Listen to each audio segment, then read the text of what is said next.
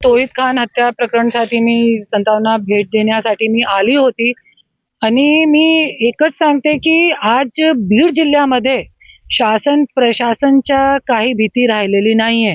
क्योंकि जे हत्या करणारे गुंड लोक आहे ते गुंड लोकांना पाठबळ देणारे हे राजकारणी लोक आहे आणि इकडचे जे 6 आमदार आणि 1 खासदार आहे त्यांना मी सांगते, जरी तुम्ही बीडची जनताला तुम्ही न्याय देऊ शकत नाही तर तुम्ही राजीनामा द्या.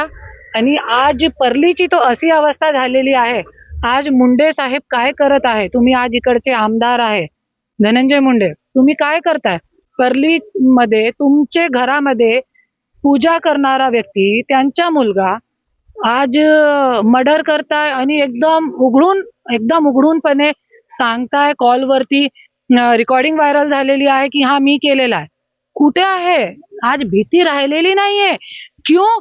क्योंकि आज शासन प्रशासन चांगलेपणे काम करत नाही. आपले गृहमंत्री जे आहे देवेंद्र फडणवीस ते अकार्य अक्षम गृहमंत्री आहे.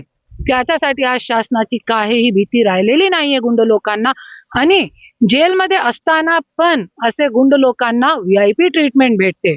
त्याच्यासाठी आज हे लोकांची अशी हिंमत वाढत चालली आहे. आणि मी फक्त हे नाही सांगते की फक्त तोहिद भाऊला न्याय मिळाला पाहिजे.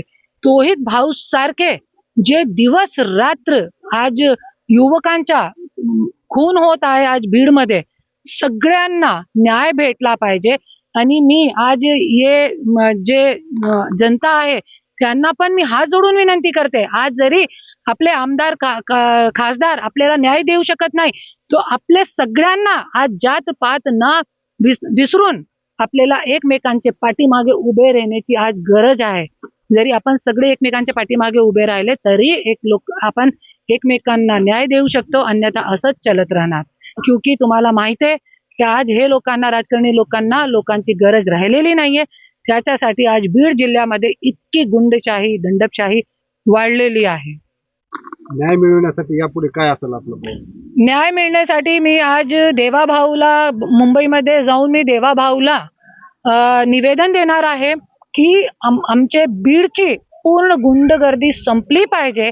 आणि आजपर्यंत जितके युवकांचे मर्डर झालेले आहे त्यांचे परिवाराला सगळे जितके आहे सगळ्यांचे तोहिद भाऊचे परिवाराला आज त्यांच्या मुला मुलीला बघितला मी. अरे एक छोटीशी लहान मुलगी 3 वर्षाची, तिला माहित पण नाहीये की माझे वडील येणार नाही. तिला असं वाटतं की माझे वडील कुठेतरी बाहेर गेलेले येणार आहे. तो मुलगा मुलगी कुठे जाणार, त्यांची आई काय करणार, स्पर्धेमध्ये असणारी एक महिला काय करणार, पुढे भांडे घिसणार बर्तन घिसणार काय करणार. हे सगळे गोष्टी सगळे लोकांच्यासाठी आहे. एक एकटी महिला कसं सांभाळू शकते आपल्या मुलाबाळांना. आणि शासनाला असे तुम्ही गुंडगर्दी संपू शकत नाही, आज हे खून खराबे जरी तुम्ही संपू शकत नाही तर त्यांच्या सगळ्या परिवारांची जिम्मेदारी जी आहे प्रशासनाला घ्यायला पाहिजे, शासनाला घ्यायला पाहिजे. हेच मी मागणी करणार आहे. जितके मर्डर झालेले सगळ्यांना न्याय भेटला पाहिजे.